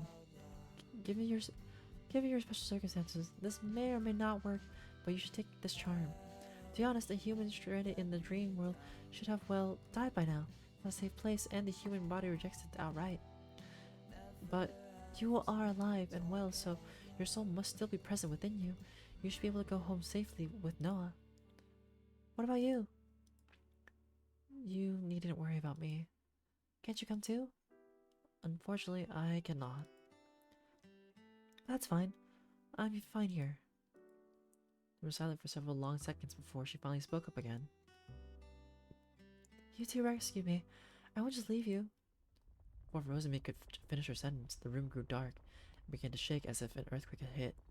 A massive crack ran down one of the walls, and the ceiling started to sag on itself, like a loaf of bread falling apart. Lights flickered and went out together. Crow, Rosamie. Lights flickered back on slowly. On the other side of the room was a man that looked like he was made of smoke, of shadows, holding Rosamie by the wrist. Noah stood tall, his eyes locked on the shadow-veiled man before him. They were thick with tension, crackling with energy. He knew this was another person like those that had surrounded the crowd before. No, this was the very same person he'd seen all that time ago, holding onto his father's head and shooting without mercy. You. So we finally meet again. Noah's jaw tightened as he glared at him. You two will stop meddling with things that don't concern you. It is a futile effort. Let her go. It was low and dangerous as he moved to stand slightly in front of Crow, protecting him. Just agree to what I ask of you, and I will. Noah shook his head firmly. I won't stop until you do. The air crackled between them further as the man finally let go of Rosamie. But the celebration was short-lived as his hand plunged into her chest. Only when the man withdrew his hand alongside something that glowed brightly did she slump to the floor. From his hand, another hand, he produced a gun. Noah stared down the barrel, not backing away. Are you scared? Crow reached for Noah's hand to pull him back, but unbeknownst to Noah, Crow's hand passed right through his. Make one move and I'll shoot. Scared of you?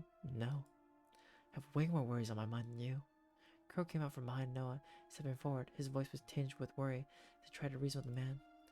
Stop what you're doing. Taking innocent lives is never the correct answer. I won't take advice from someone who isn't real in the first place.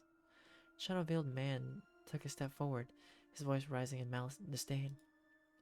A fake like you doesn't deserve to exist. You stand there next to a human and you think yourself is equal? You think yourself human? You are anything but. Crow stood his ground, his eyes fixed on the man and his looming figure. Despite the fear and doubt creeping to his thoughts, he refused to back down. Say what you want about me. It is nothing that I do not already know. But stop what you're doing.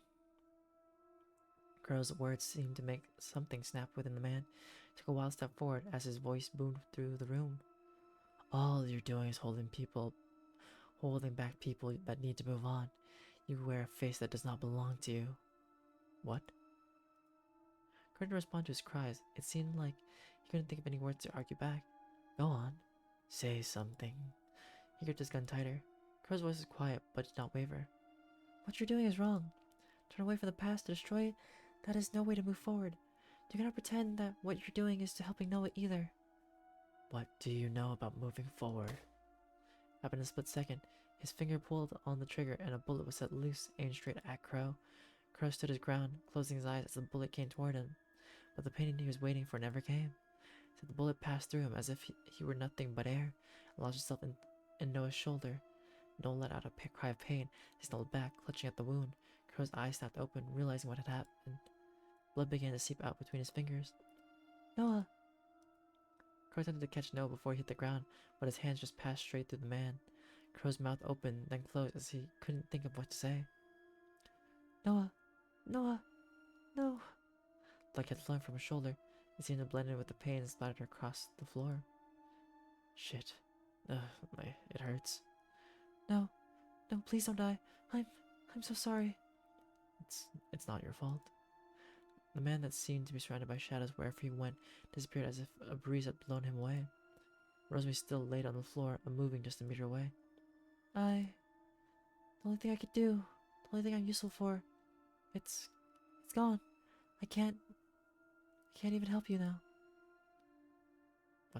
What's happening? Why? I don't know. You need to go back. You need to get some help right away, please. Please don't die, please. I won't leave. I don't want to leave you. Please, please, please, Noah. I'll never ask anything of you again. Please just go back and don't die. Crow's voice wavered as he begged Noah to live. Tears ran down his cheeks and his hands balled into fists on the wooden floor.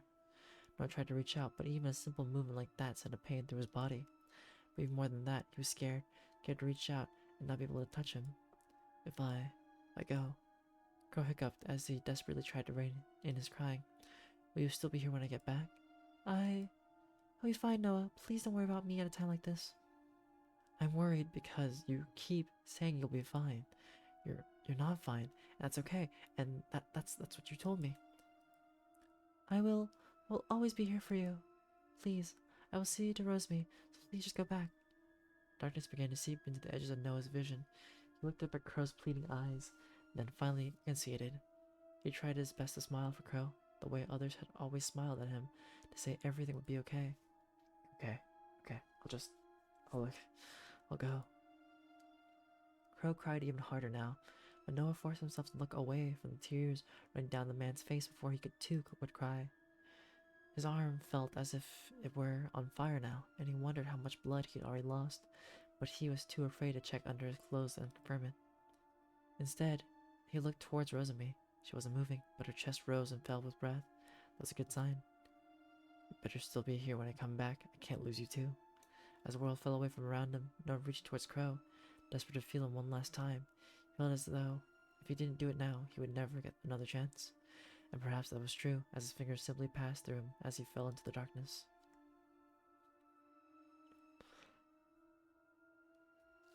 His shoulder smacked into the table as he fell back into place, blood already staining his clothes. Customers at the booth surrounding him jumped as they heard the commotion. They yelled as they saw the blood. A young waitress came rushing over, her eyes wide with shock.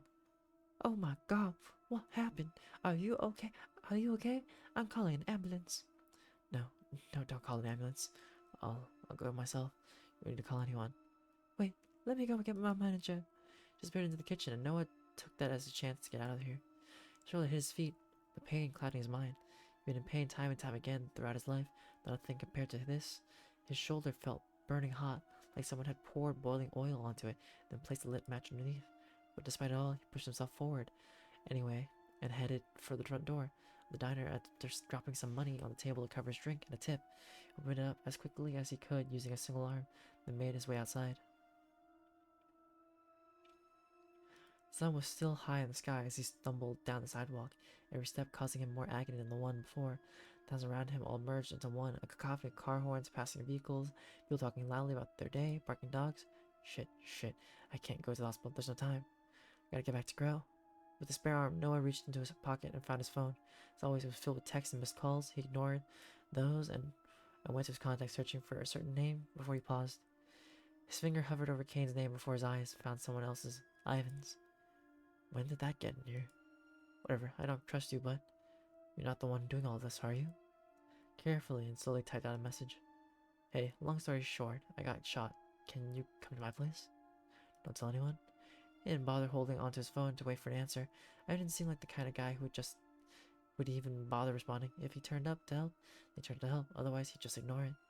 Though his apartment was only a short distance away, it felt like forever before he finally arrived home. His shoulder had grown so heavy by now that it felt as though It weighed almost as much as his entire body, and Waki was more stumbled than anything else. Fuck. That hurts. He left on his bed exhausted.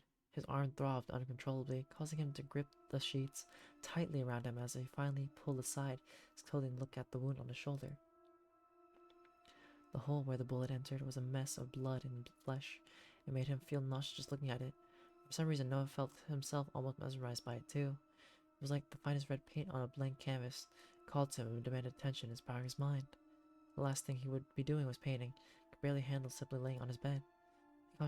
His consciousness faded in and out of focus, just feeling warm, other times cold, but never able to find any reprieve from either one. Part of him wondered if this was what death felt like. I'm not ready to die yet. To get back to Crow, I need to help Rosemary. Whether it had been 5 minutes or 2 hours, Noah wasn't exactly sure, but the door to his bedroom finally opened, and a certain white-haired man stepped in, his face as indifferent as always. So, you got shot. I didn't think you had it in you. Yeah, well, I didn't have much of a choice either. Ivan didn't seem to bother with asking any questions about why or how. He simply crossed his arm over his chest and looked up and down. And the bullet's still in there? Unless it miraculously disappeared. They don't usually do that. No, for shit. Well, good thing you didn't remove it, or I would have probably found you bled out dead. Your bled out dead body when I got here. Right. What do we do? You got a first aid kit around here? Yeah, in the kitchen. I disappeared again for a moment before reappearing. Noah used the chance to sit up, a little groaning as pain ran down his arm. Kneeling down beside Noah, Ivan peeled away the layers of clothing that sat in the way before eyeing up the bullet hole. Not bad. Quickly, Ivan rushed a small amount of gauze into the wound, which had mostly stopped bleeding. Noah winced, but that didn't stop Ivan's quick movements. After he covered the gauze-filled wound with another square piece of gauze and taped it down, he pushed down slightly, applying slight pressure. It doesn't look that bad. This should stop the bleeding until you can, go to an actual hospital. There's a reason you mentioned me instead. I'm in a rush. You're not going to be rushing anywhere like that. You won't be using that arm again, probably for months. How do you know all this shit? Ivan shrugged. Common knowledge. Definitely not common knowledge. Breaking and entering, jamming signals, fixing bullet wounds. That isn't regular person shit. Worked out well for you, though, didn't it? Guess so. Every word was a strain to get out. He leant back into his pillow, his head against the wall. A lot of dreams and shit, right? I know enough. Is there a way to bring things from inside back out? By things, you mean people? Yeah. Rosemary should be able to leave, but what about the other guy? There's complicated emotion behind his words, one that Noah wasn't used to hearing from Ivan, and he couldn't understand it, not while he was in so much pain. I have no clue. He doesn't have any real body to come back to, so who knows what would happen if he tried to leave. Right, of course. Shit, my brain feels so fuzzy. I just wanted to show him something. Wanted to show him it in a dream instead. In a dream? Guess that's not a bad idea. I'm full of not bad ideas. That's about right. Anyway, I need a favor. I haven't raised an eyebrow. I've really done you a favor by coming here. Noah continued onwards, ignoring Ivan's words. I need to. I don't think I can stay awake any longer. You stay here until I wake up? I'm not your nurse. I can't turn up here in a rush, then wake me up, okay, and tell me, okay? That seems to pique Ivan's interest. He smiled lopsidedly. You don't want him to know about this, huh? No, I don't. He'll just worry more. It's complicated. Complicated is a funny way of saying interesting. Fine, I'll do it. Only because I like seeing his face when he walks in here and sees me. You really are such an asshole. Ivan shrugged again, this time smiling ever so slightly as he did so. He reached out towards the door, and without so much as another word, disappeared from view. Weird guy. It does me insane to trust him. Not to kill me while I sleep. Noah's eyelids became heavy. They desperately wanted to fall shut. Darkness around him felt safe, welcoming though, somewhat lonely. His head slowly leaned against the wall, taking all the weight off his wounded arm. It still ached terribly, but that was a minor concern compared to everything else on his mind at that moment. With some time alone with his thoughts, he decided something. It was long ago he thought that feeling pain would be better than feeling nothing at all. Perhaps that was still true to an extent. Feeling nothing was such an empty, hollow feeling. Right now, Noah didn't want to feel empty, or hollow, or sad, or pained. He wanted the content feeling that came from someone important being by his side. Fingers reached up to his lips, where the ghost of Crow sat. They hadn't kissed, no, but they were still close enough. Was I really going to kiss him? With that thought in mind, he drifted off into a restless sleep.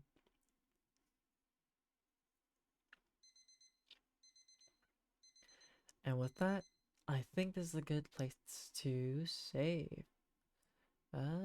Oops.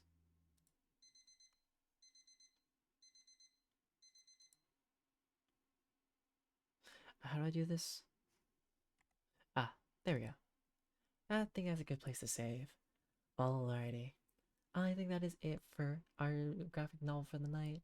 Thank you to everybody who came by, from Servius and Nappy and anybody else who stopped by. I really appreciate the support. And if you see any of this on YouTube, thanks for watching. And if you want to see this live while the series continues, feel free to come to Twitch. But for now, DjDoubleT out and about, and deuces. Have